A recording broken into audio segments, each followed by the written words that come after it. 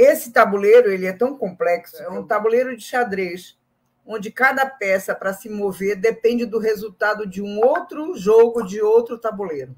Nós não estamos discutindo aqui, por exemplo, o regime da Ucrânia nem da Rússia. Não estou limpando, né, passando pano no Putin, que é um déspota, prendeu gente se manifestando e tem várias posições que nós somos completamente contrários.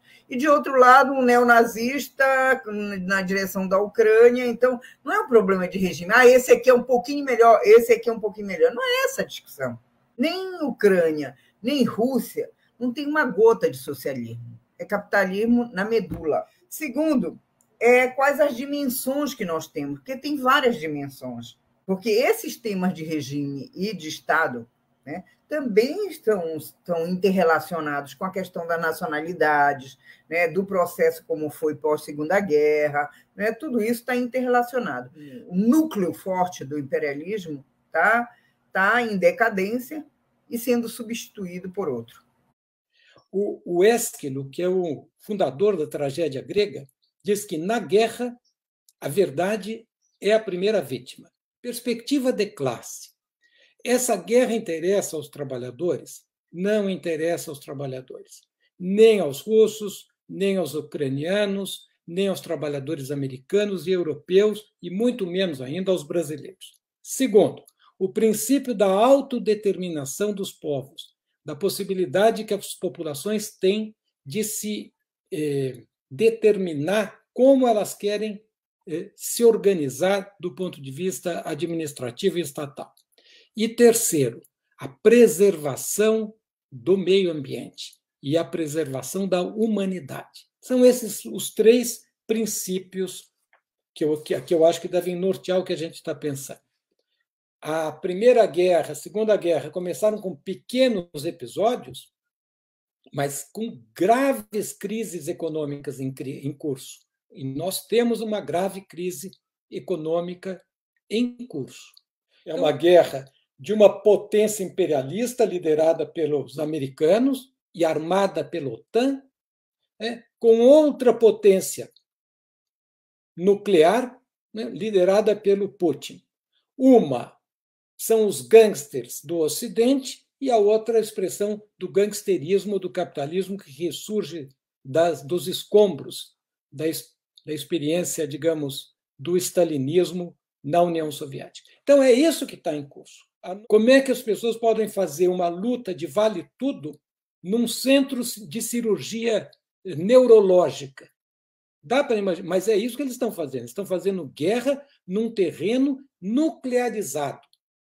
Você diz, mas ninguém vai errar a pontaria. Mas e se errar a pontaria? E vale a pena arriscar isto? A humanidade permite isto? O que há de novo nesse processo? É um processo recente, né, de guerras na humanidade, onde você deixa de ter aquelas guerras habituais entre estados potentes, nações dominantes diretamente umas contra as outras, e passa a ter a chamada proxy wars, né? Os conflitos indiretos, conflitos por procuração ou conflitos utilizando, como vocês mesmos já mencionaram, outras populações e outros territórios aí como proxy, né? como espelho de um conflito maior, de assimetrias bem maiores, até ideológicas, e entre Oriente e Ocidente, enfim, várias dimensões diferentes, geográficas, políticas, etc. Então, tem sido mais reiterado, e talvez os mais jovens que estão nos assistindo aqui até achem que as guerras agora são sempre assim. É um fortão em cima de um pequeno para intimidar um outro fortão do outro lado, ou então, quem assiste só, como vocês disseram, o mainstream aí da mídia, sempre é um bonzinho salvando a vida de outros ou intervindo porque o outro tem armas de destruição em massa, etc. Então, essa coisa... essa é a novidade, eu diria, para nós que somos mais velhos, desses processos. Sempre há terminologias estranhas, né? Que uma hora o cara é chamado de terrorista, do outro lado, outra hora é insurgente, outra hora são resistentes, paramilitares, são sempre terminologias que a gente está se acostumando, né? E que provavelmente a minha avó, que fugiu de Paris a pé aos 8 anos de idade, porque os nazistas estavam entrando em Paris, não conheceria, não reconheceria, né? Porque na época era um grandão com grandão, né? Direto e isso. E agora são essas coisas, esses grupos insurgentes, grupos paramilitares, grupos terroristas, cada um tem uma retórica e essa proxy war ela se estende, não é só fisicamente, não é só geograficamente, mas ela se estende também a retórica e ao, digamos assim, se é que se pode falar, uma expressão meio ruim, mas do marketing de guerra, digamos assim, dessas frentes diferentes. Esse embate de blocos, né, que foram inclusive criados para isso, ele é o velho que volta, né? Então temos coisas novas e temos coisas velhas sendo misturadas nesse grande embate global agora de retórica, de guerra, enfim, é um capítulo novo, relativamente novo em termos históricos, é claro, né? Para quem está na rede social não é novo, mas para quem é estudioso de história é uma coisa recente, bem mais contemporânea. Então esse é um processo que embatuca literalmente a ideologia rasa, né? Quem tem ideologia rasa fica logo viúva da União Soviética, ou então fica ultracapitalista, Estados Unidos, Biden é legal, é melhor do que Trump, o Putin é uma recrudescência da União Soviética, ficam umas coisas nebulosas, frágeis, pouco profundas do ponto de vista ideológico, conceitual. Quer dizer, a história ela não é uma postagem de internet que vence, como eu disse, em 2 minutos. Ela se dá ao longo de 2 séculos, de 3 décadas, alguns fatos imediatos, às vezes se dão ao longo de 3 décadas.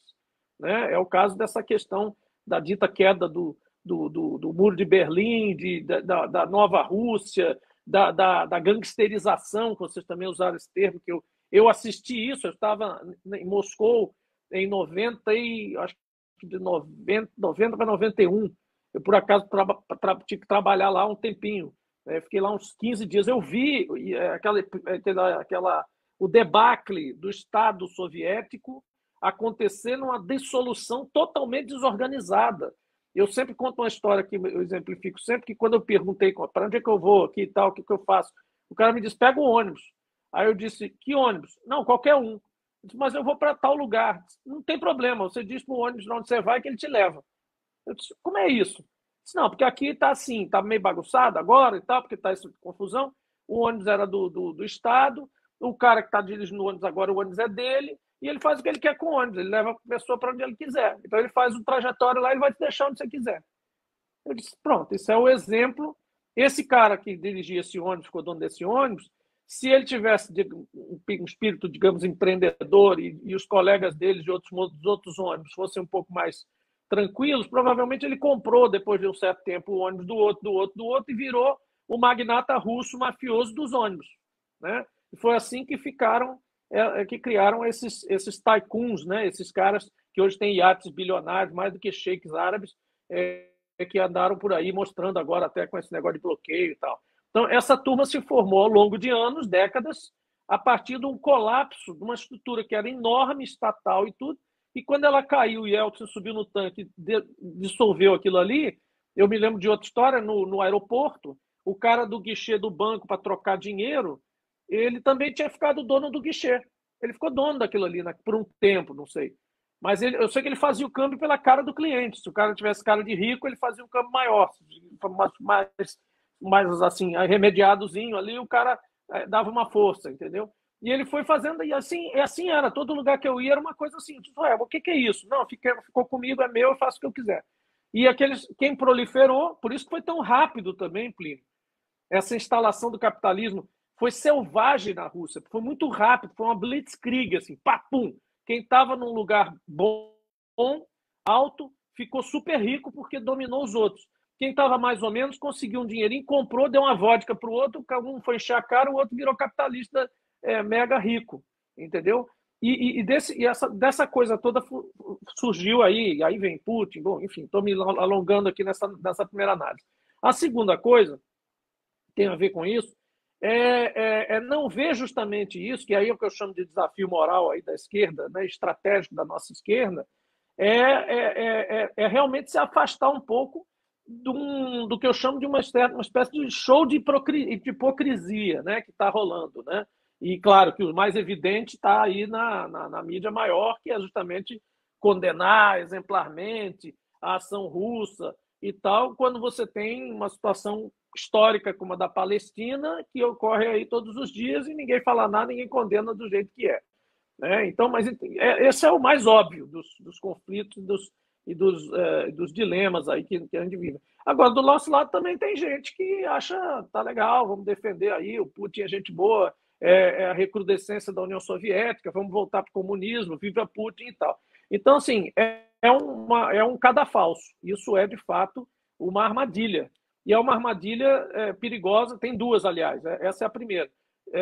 Perante o período eleitoral. O colapso capitalista ele não tem um símbolo, ele não tem um muro de Berlim. Né? Ele não é de uma crise só, não é porque é cíclico esse processo e é demorado, porque ele se dá no nível não muito físico, é muito mais escritural, do dinheiro, do mercado, de pessoas que com dinheiro acabam escapando de uma crise indo para uma outra. Então, é uma coisa sistêmica muito difícil de você visualizar como foi o dito colapso socialista do Muro de Berlim, colocado como um fim ali de uma discussão para interditar todo um lado, vocês sabem bem disso, de discussão e de ideologia. No entanto, aqui nós temos um alerta muito importante, vocês falaram aí sobre isso. Não tem símbolo porque o controle da financiarização de tudo, né? Hoje mesmo petróleo é financiarizada, a de energia um startup de garagem, um menino faz uma coisa, qualquer coisa agora tem que captar investidores, tem que ser interessante, tem que dar uma notícia boa todo dia, senão o acionista vai embora. Então é um negócio paranoico, um negócio que não tem fim. E já tivemos algumas crises, inclusive a de 29 foi assim, quer dizer, já lá antes dos anos 30 você já teve o primeiro grande exemplo. E depois de lá para cá é o tempo todo acontecendo isso. Então esse colapso não é um colapso figurativo, é um colapso real. O que tem alongado essa vida, esse processo? Justamente o que vocês mencionaram, domínio dos meios que dão segurança a esse processo. Então, o cara controla, quem controla softwares, quem controla aplicativos, quem controla, para não falar de bancos e bolsas, estou falando do micro da coisa, né?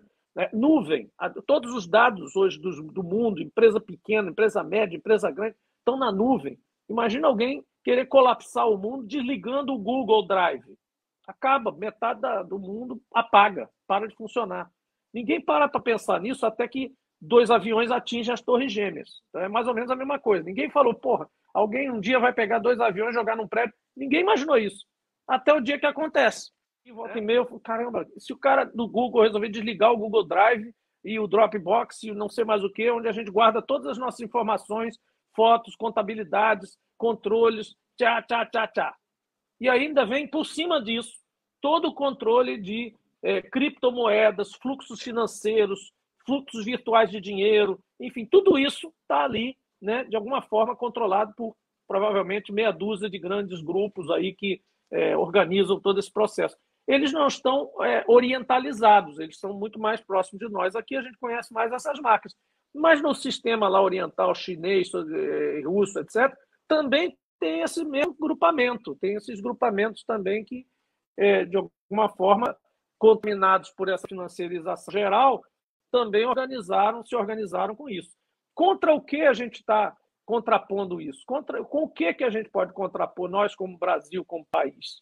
Porra, as pessoas precisam comer, as pessoas precisam de luz, de energia, né, para ligar essas criptomoedas, o diabo a quatro todo. Precisa alguém estar lá com um capacete na rua consertando o poste. Precisa ter alguém plantando tomate. E isso tudo requer recursos naturais, inclusive a terra, né? Para não falar de água, enfim, do potencial eólico, solar, do petróleo e gás, do carvão, enfim, de tudo isso. Então, essas nações que estão aí tentando alcançar posições mais importantes, elas têm muito na mão, mas isso é propositalmente, pela financiarização, isso aí é transformado em coisas que têm preço internacional genérico, para você não poder controlar aquilo, nem fazendo um cartelzinho aqui e ali com um país amigo ali que possa produzir a mesma coisa que você. Nem isso você consegue. Né? Então, esse dilema nós vamos ter que discutir muito agora, durante as eleições, e mais digo a vocês, nós aqui, PT, PSOL, esquerda em geral, temos que nos unir para trabalhar em etapas. Não adianta trabalhar botando uma viseira e tentando atingir o ideal no primeiro dia. Tem que trabalhar em etapas. A primeira etapa é defender, mesmo que criticamente, mas defender a nossa estrutura estatal brasileira, que se compõe, inclusive, das coisas que estão sendo tentadas vender agora: Eletrobras, Correios, Petrobras, ativos da Petrobras, né? Essa defesa cabe imediatamente. Em seguida, não, mas tem coisas que eu não gosto da Petrobras. Não, tudo bem, depois a gente discute isso. Vamos primeiro defender o que tem. Então, essa questão da defesa das estatais, hoje, com essa questão da Ucrânia e com a questão da consequência, que já estava se verificando aqui, a questão dos preços de combustíveis, mas agora, com agudizando isso, fica até mais fácil, porque atuando como se privada fosse. Ela já está correndo atrás de notícia boa todo dia para acionista especulador, como se fosse 100% privada e colocada as ações no mercado de ações especulativo, totalmente especulativo. Ela já não atua em nada em favor do interesse público brasileiro. E ela já pratica preço de paridade de importação, que é pior do que paridade internacional. Paridade de importação, que é o regime que está hoje aqui, só para vocês saberem, é o preço lá de fora, mais as despesas de internalização aqui. Ou seja, como se a gente não tivesse absolutamente nenhuma gota de petróleo próprio e nenhuma refinaria para refinar esse petróleo. Este debate nós vamos ter agora, na quarta-feira, claro, em partes, porque vamos propor alguns instrumentos para reduzir o preço do combustível, eventuais, não ideais, paliativos, sim, transitórios, sim, porém isso vai nos encaminhar para uma discussão mais profunda e estrutural, que é o papel das estatais, o papel do Estado na economia brasileira, na vida dos brasileiros e, fundamentalmente, os instrumentos em geral que a gente tem para fazer justiça social, conquistar segurança alimentar, segurança energética e proteção ao nosso meio ambiente, portanto, também recursos naturais, que são a grande riqueza que a gente tem para se contrapor e até, eventualmente, ameaçar o mundo financeiro. Em 99, República Tcheca, Hungria, Polônia, que eram ex-membros do Pacto de Varsóvia, aderiram à OTAN. Depois, Bulgária, Estônia, Letônia, Lituânia, Romênia, Eslováquia, Eslovênia, em 2004. Em abril de 2009, Croácia e Albânia. Membro da OTAN. Não precisa dizer mais nada, né? Se precisa de OTAN e Pacto de Varsóvia são pactos da Guerra Fria, preparando-os para uma guerra. Quem é contra a guerra não pode ser a favor nem de OTAN, nem de Pacto de Varsóvia. O Pacto de Varsóvia foi dissolvido por óbvias razões, né? E aqui está a OTAN cooptando os restantes do Pacto de Varsóvia e afrontando, evidentemente, para quem sobrou afrontar? A Rússia, né? Quem está do outro lado? A Rússia. Enfim, absolutamente não é defesa, não é justificativa, mas é a situação que a gente se confronta aqui. Ocorre que, se eles colocam a OTAN, a Ucrânia ainda para a OTAN, pode-se instalar um míssil que chega a Moscou em 3 minutos. Um míssil nuclear. Pode sair da Ucrânia e chegar... Não dá nem tempo a Rússia armar os seus mísseis de defesa. Então, a Rússia, nesse momento, é uma agressora, sim, e nós temos que exigir. Mas também é um país provocado. Provocado. Está sendo cercado com mísseis atômicos nas ex-repúblicas soviéticas, pela mão da OTAN. A pergunta é, a OTAN tem sentido de existir? Com o final do bloco soviético, o Pacto de Varsóvia acabou. Por que a OTAN seguiu existindo? Essa organização já não tem sentido de existir. É isso aí, pessoal. Obrigado aí por enquanto.